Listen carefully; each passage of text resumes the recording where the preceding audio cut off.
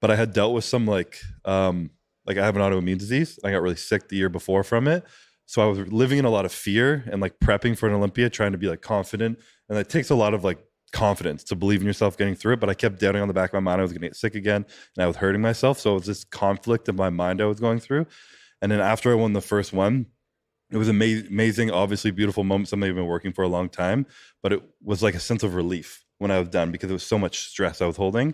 And I was like, fuck, like, why am I doing something that I like love so much and letting it cause so much stress into my life? So I had to really like honestly take a step back that next year and like kind of reprogram my mind into like relinquishing that fear and not like constantly worrying about whether I'm going to be sick or not, and like letting go of control, because autoimmune diseases are so like they can be random. What is that? Yeah. It's called IgA nephropathy. So it's when your immune system kind of like attacks itself, and it's just like a pre-genetic disposition you have or not, and it can just like flare up sometimes. Obviously, there's ways to mitigate as best as possible by being really healthy and keeping stress levels down. But obviously, prep is like high stress. Yeah. So it's something that obviously caused more stress in my mind, and stressing about it made me like a loop of shit.